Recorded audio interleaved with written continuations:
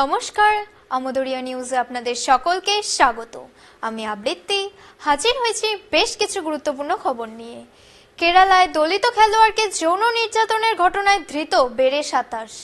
কেরালার পাথানামা থিটার এক দলিত মেয়ে খেলোয়াড়কে 5 বছর ধরে যৌন নির্যাতনের ঘটনায় ধৃতের সংখ্যা বেড়ে দাঁড়ালো 27 জন। ওই তরুণীর বয়স এখন 18 বছর। সে যখন 13 বছরের কিশোরী তখন থেকে খেলাধুলো করে, সরকারি ক্যাম্পেও ট্রেনিংয়ে থেকেছে। সে সময় থেকেই তাকে নোংরা ভিডিও দেখে লাগাতার ধর্ষণ করা হয় বলে অভিযোগ। সম্প্রতি কাউন্সিলিং এর সময় বিষয়টি সামনে আসে।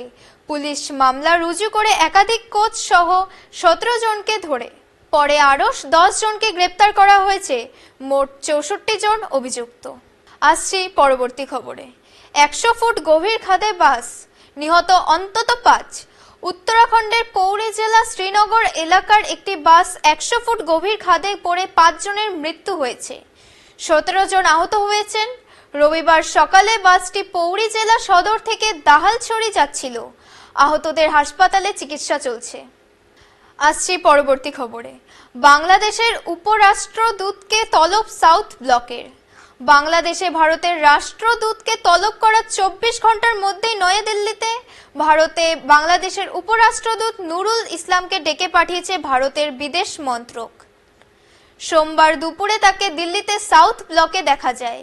বৈঠকের পরে তিনি কোনো মন্তব্য না করে বেরিয়ে যান।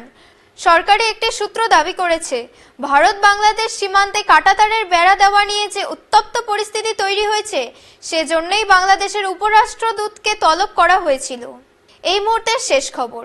পথ দুর্ঘটনায় জখমদের হাসপাতালে পৌঁছলে 25,000 টাকা পুরস্কার ঘোষণা কেন্দ্রের। রাস্তায় দুর্ঘটনায় আহতকে দ্রুত হাসপাতালে পৌঁছে দিলে সেই ব্যক্তিকে 25,000 টাকা পুরস্কার দেবে কেন্দ্রীয় সরকার। এমনই ঘোষণা করেছেন কেন্দ্রীয় পরিবহন মন্ত্রী নীতিন গডকরি। সাধারণত রাস্তায় দুর্ঘটনায় আহত কাউকে পড়ে থাকতে দেখলে অনেকে পুলিশি ঝামেলার ভয়ে মুখ ফিরিয়ে চলে যান। তা যাতে না হয় সেজন্যই এই উদ্যোগ কেন্দ্রের। কারণ চিকিৎসা পরিভাষায় দুর্ঘটনার পরে প্রথম 1 ঘন্টাকে গোল্ডেন আওয়ার বলে মনে করা হয়।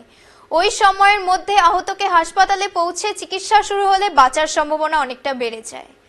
আপাতত এখানেই শেষ করছি। পরবর্তীতে আবার আসবো নতুন কোনো খবর নিয়ে। ধন্যবাদ।